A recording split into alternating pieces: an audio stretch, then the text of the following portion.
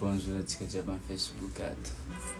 Zahay misy andezaveko hely fa sy tiantsika atao texte fa karaha lava loatra karaha pane gazety aleha ataoko vidéo fohifohy.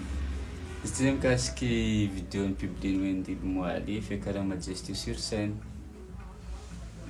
Raha igny somary nahazoazo partage sy commentaire, misy commentaire positif, misy commentaire négatif. Soragna maventy le commentaire positif aby regny nirary soa, nirary fahasalamagna. Koa igny ediny napasitrana izy ohatry zay efa niazakazaka. Tegna soragna maventy fa le commentaire négatif ty izy misy sandezaveko hely. Fôtony nizaha commentaire atao zay maro be miverimbeny hoe mbola maty ny fitiavam-bola, ka mamerigna avance ny organisateur. De misy le farany zegny ho maty nangengenina. Jiaby zegny aby raha mipodipody tao. Le azavaiko zegny eto le hoe ino maty ny fitiavam-bola sy hoe le ka mamerigna avance ny organisateur. Le izy aloha tsisy diran'ny organisateur.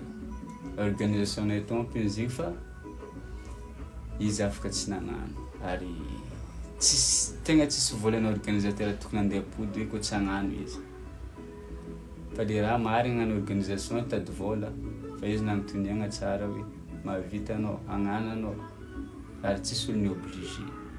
Fa soanazy tompony, za tsy maintsy hagnano izy, za hagnano izy.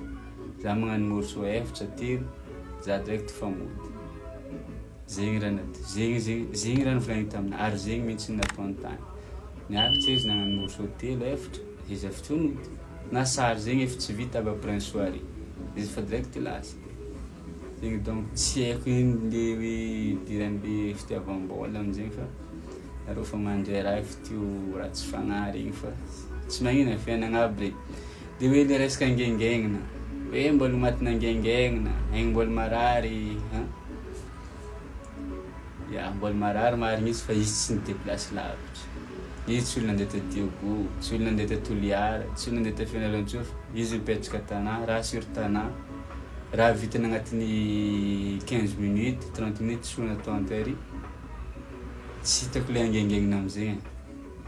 Ya, raha karakaraha zegny fo zany andezaveko fa donc asa azahoana ro le tsy nahazo izy zegny fa merci ho an'ny ma-comprendre de big up ihany koa anao na tsy ma-comprendre. Merci.